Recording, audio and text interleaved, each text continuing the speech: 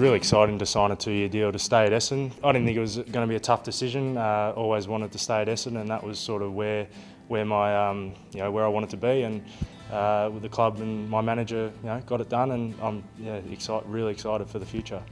I'm only 26, so I sort of still feel young, and just got to make sure my body holds up, because playing contested football week in, week out takes its toll. But just make sure keep the recovery up, and just look after myself, and I hope to be here even longer than the 2 years. Some excitement for the the future ahead with the list we've put together, and we've got some depth, and we can, I think, with the footy we play when we're playing well is the best up there with the best teams. So I think that's the exciting side of it. It's really exciting to be on board for another 3 years, and I love the club, I love all the boys, and we're really going on the right track and going in the right direction. Playing consistent footy for the last year and a half definitely helps confidence, and to know I'm part of this footy club. Hopefully build on my leadership on the ground and off the ground over the next 3 years. It'd be nice, and just develop as a player and a person as well.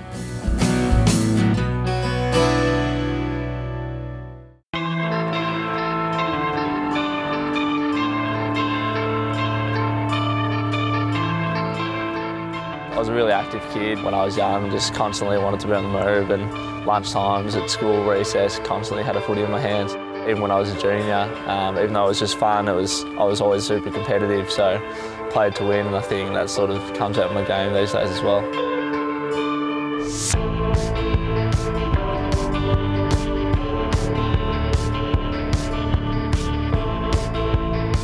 I've definitely always dreamed about being an AFL player ever since being a junior, but just didn't know if it would happen or not, and the bumps along the way for sure. Lucky enough to finally get there. Over the past couple of months, the club's sort of been having contract talks with me, and there's no way I wasn't going to sign, so I just said, yeah, let's just do it, and it sort of happened.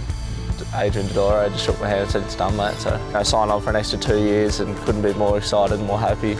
Really easy decision.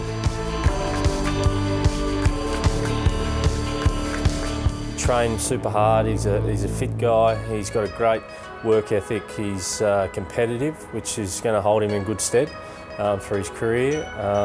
We're really happy with his season so far.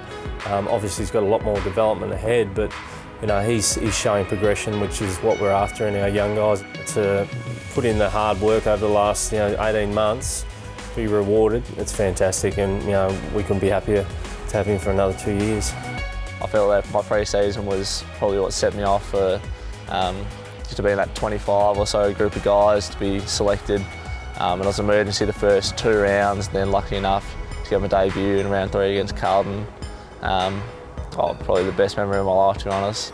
I tried to treat it as much as I could if possible as a normal footy game, but obviously when you're at the MCG and running out after the race with a massive crowd, it's a bit daunting and hard not to see it as a big occasion. But it was great fun, and the reality is, like, once you got out there, it is just another footy game. And not saying that it wasn't hard or anything, but just the way that all the older boys said, trust me, it's just another game. Like, once you actually played it, you sort of realise what they were saying. I'm pretty close to Brendan Goddard at the club.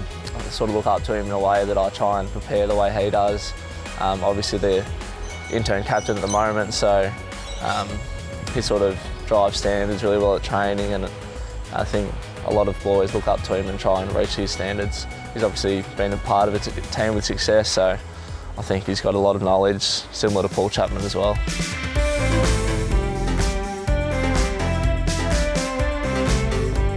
Yeah, obviously we've had, I think, 6 or so debuts this year, so things look good in regards to the young guys coming through. I think the thing that we're seeing is they're actually having a little bit more impact when they play.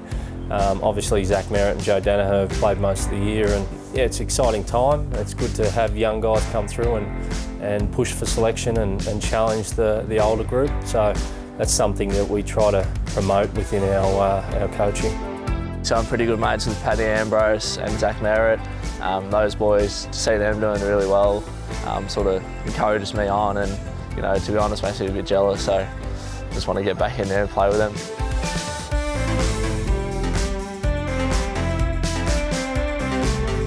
yeah, it's a bit daunting sometimes playing on bigger guys like Shane Tuck last year. Gave me an absolute touch-up in the VFL, one of my first games, so that wasn't the most confident I've ever been. But there's always that sort of expectation that you've got to be that fearless player and go into every contest super hard, and you know, if you don't, then sort of comes up on the edits and whatnot midweek and doesn't look good in front of the boys. But you know, I think the best players are the ones that are courageous and have a crack all the time. So that's kind of what I try and be like.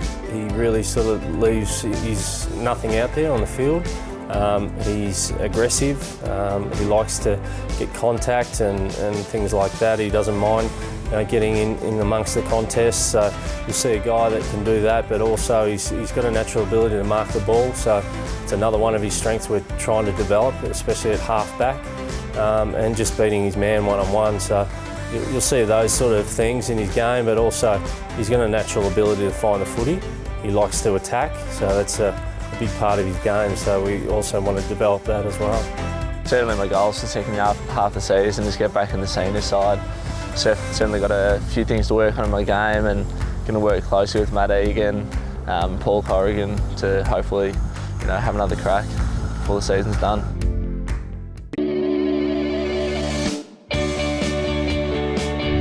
G'day, Tom Williams here in beautiful Tullamarine, Victoria, with some very excited Essendon Football Club fans. Now, they've been given the chance to ask Bombers players any question they like, as True Value Solar continues to give value back to Essendon footy fans. This is Kayla. She is a massive Bombers fan. Kayla, what's your question today? I just want to know who the coach's pet is in Essendon. Ooh, good question. I wouldn't mind knowing the answer to this one. Who does Bomber play favourites with? Guys, over to you. Coach's pet, well, now that we're under Bomber and Job actually get along like a house on fire and never leave each other's side. Before that, Hurls is the coach's pet. Hurley, I don't know, you've seen that little rooster at the top. We've got to get rid of that. And now that it's Bomber, it's Job and Bomber, just, you can't separate them. They're the two at the moment. We're here today to see an Essendon fan earn their sash. Today, Melissa here is going to see if she can do 5 push-ups with my foot on her back. Ready to go, Melissa? Here we go. Really killing it. 4. Last one. Oh, good work. Yeah, good work. So there you have it. Another Essendon fan has earned their sash. If you'd like to earn yours, tell us what you're prepared to do via our hashtag.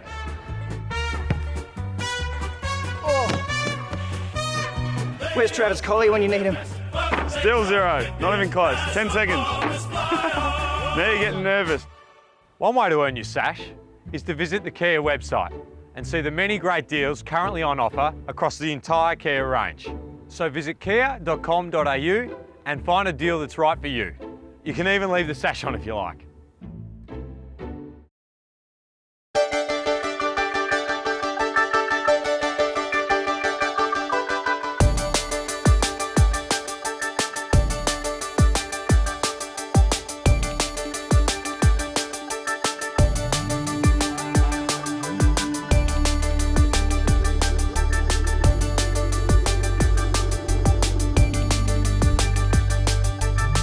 I guess when you're first at a footy club, all you're thinking about is debuting, or first of all, you're thinking about is just going down there and trying to improve as much as you can as a footy player and learn off the older guys, and then you start to think about maybe your first game, and then it's just, flows from there. And if you play your first game, then you try and play your next game, and then your goals sort of change as you get in the side a bit more and start cementing yourself in the side. So to play then 100 games in, I think it's my 6th year now, and 24 years old, it's sort of probably come quickly, and I didn't expect this when I played my first game, definitely. To play 100 games for a footy club you love and that you supported your whole life. Always dreamt about playing for Essendon, but never to play 100 games or anything like that. Just wanted to put the jumper on and that was it. So it's a long way to go, but it's a great effort so far. Handball taking on Zaharakis. He could go for home from just inside the paint. Little nudge, didn't matter. Yeah, with Job out, obviously it's a great opportunity for a lot of guys to stand up at the footy club. I've just been in form the last couple of weeks where I've been able to play some good footy with Job out, and it's sort of been able to stand up and and do that, take that role. But Dyson Heppel, Michael Hibberd, Cale Hooker, all guys that are around that 24, 25 age group that can take this club to the next level, can really step up now that Job's out. And obviously it's a massive miss for the footy club having your captain out and your leader, but it's a great opportunity for guys my age. It's more responsibility, but it's something I'd jump out at, and yeah, I want to take that role, and I know Dyson Heppel and Michael Hibberd want to do it as well, so it's a great opportunity for us. The middle age group holds the most power at the footy club. It's a link between the older guys and the younger guys. It's the group that you're going to be there probably for 6 or 7 years, rather than the older guys might be here for 2 or 3 more, so we really control where we want to be in that 2 or 3 years' time. So it's a massive chance for us. We've got a lot of guys between probably 22 to 26, and we haven't been in this position before. Since I got here, it was always between 18 to 22. It's such a young list. So now it's our opportunity to take this club where we want to do it, but we have to own that as a group, sorry, not a bunch of individuals. So that's something that I'm certainly taking on board, and I know a lot of the other guys are having that responsibility as well.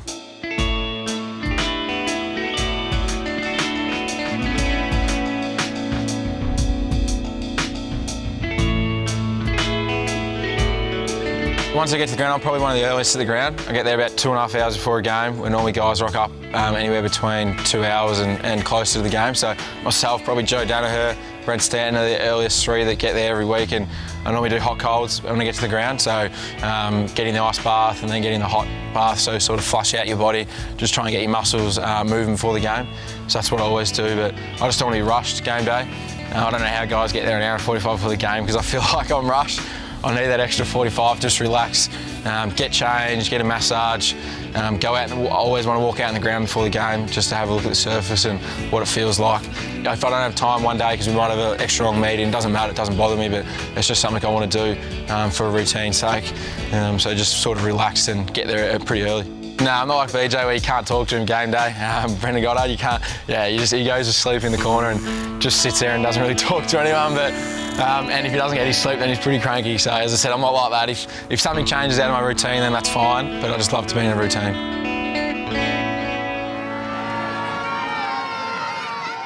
Walking up the race, so I mean, I don't know, you do it every week for the last 6 years, so that's not any different, but it's just a little special feeling that it might be 100, that's a 100 game, and I mean, it's a great achievement, and obviously I like to get to maybe 200 and 300, all that kind of thing, but yeah, just a little milestone ticked off on the way, that 100 games.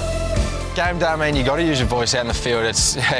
You're not going to get anywhere if no one talks on the footy field and no one listens, so try and be as vocal as I can out in the footy field, and especially now with Job's out. You've got to be quite vocal with your teammates, and Job's always been the one that everyone hears on the footy field. Brendan Goddard, the same.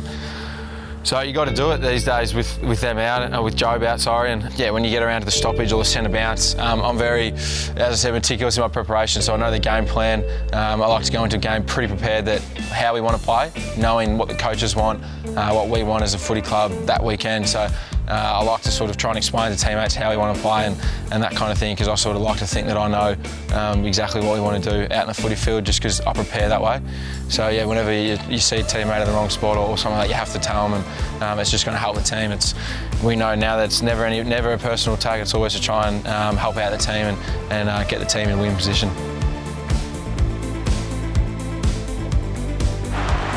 Wide, Stanton leaps it, rip from 55, Zaharakis!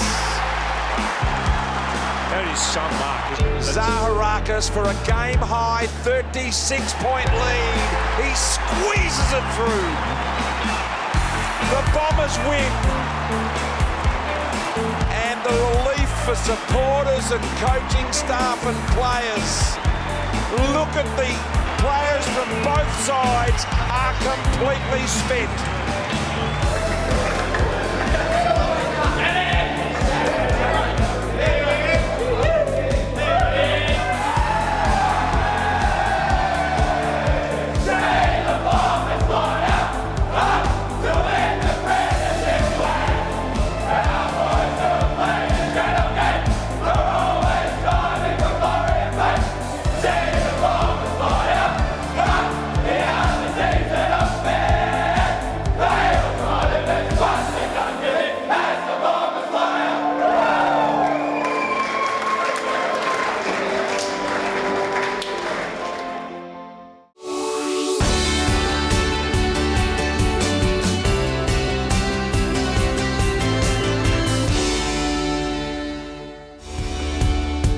everyone, I'm Serena Lococo, the performance nutritionist at Essendon Football Club. Today we're going to talk about hydration, in particular with the boys during training and at games, and hopefully that'll give you some tips for your own training, your own sport.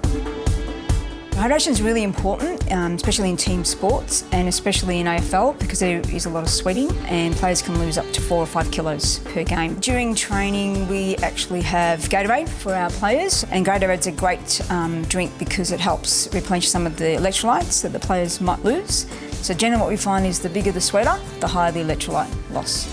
And why that's an issue is that the more electrolytes you lose, the more likely you are to cramp. So 3 quick tips. Weigh yourself before and after a game and training, especially if you're exercising longer than 60 minutes. And if you're a big sweater, so if you're losing more than 2%, then you're probably better off sticking to mostly electrolyte drinks. And you can prime yourself before your game. You can drink about a couple of cups of an electrolyte drink, and that might stop you from losing too much. So that's the other major tip. So there you go, there's some quick tips, hydration tips for the amateur footballer out there. Tune in next time and we'll cover some nutrition tips and healthy eating tips for playing your sport.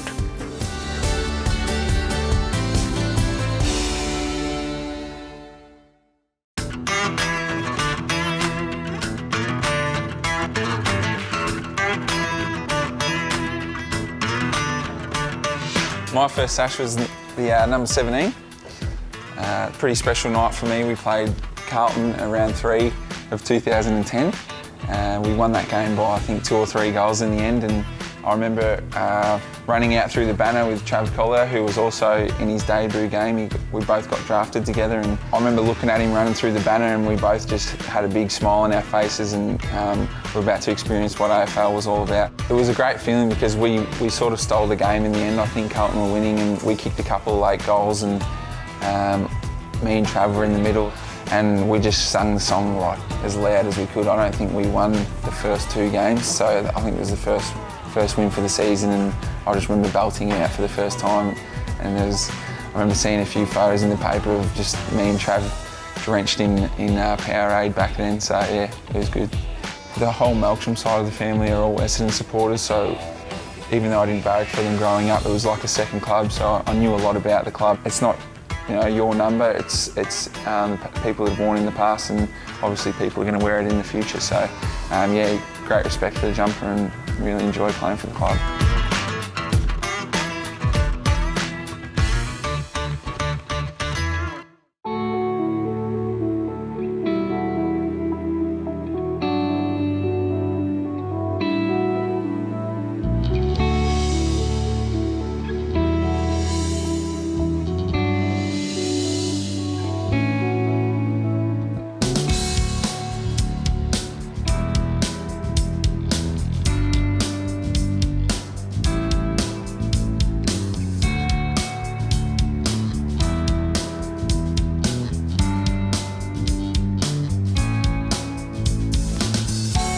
We all heard Mark Thompson's call out last week to get, to back our boys, and after hearing everything, that the boys had to go through, well, we wanted to sort of let them know that we're here to support them as well, and that's what's happened.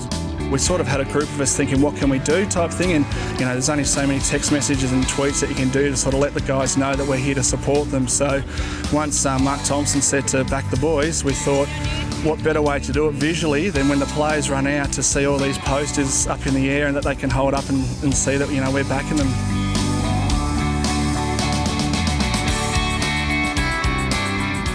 We threw it out there and said to the people on the internet, most of who we don't know, we said, if you're willing to donate, we want to put it together, raise some money and got all these posters. Then 20,000 posters later, here we are, and yeah, we had a couple of players actually donate. We had a couple of players' brothers donate, and yeah, one of the players' fathers, actually one of the greats of the club, donated as well. So that was really encouraging for us, and it ranged from 50 cents, a couple of dollars, all the way to we had a $250, we had $500, even a $650 donation as well. So it was really good.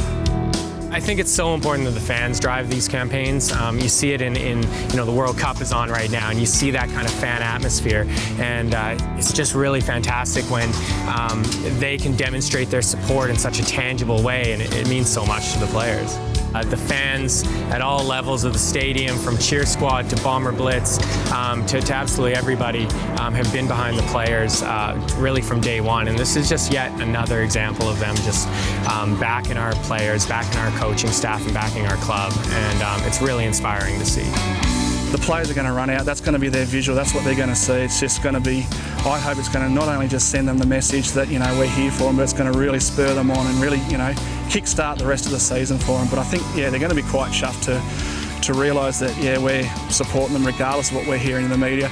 And I think, you know, you just got to look at the fact that 60,000 members, you know, that's a record for us. I think we're, 50 off 60,000 members. That speaks loads. That says that people are right behind this guy. And we've been smashed in the media, not just the players, the whole club, the supporters, etc. And it hasn't really turned anyone away. It's galvanised us. We've just come together as just an awesome family, and you know, this is a real defining moment in our club's history, and I just think it's going to blow us away for the next few years type thing. It's just going to be awesome to see how we build on this. You know, everything that we've witnessed sort of off the field is nothing, you know, compared to the enjoyment that they've given us over the years, and to see them to come out and perform each week, it's just been amazing.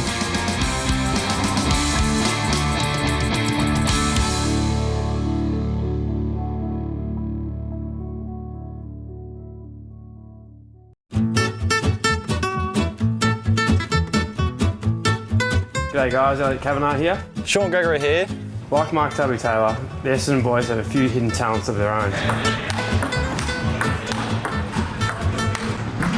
What's on the line, mate?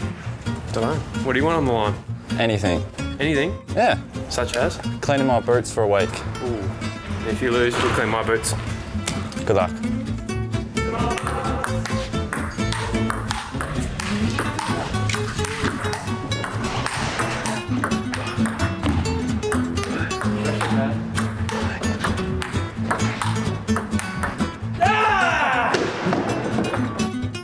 So there you go, that's my hidden talent.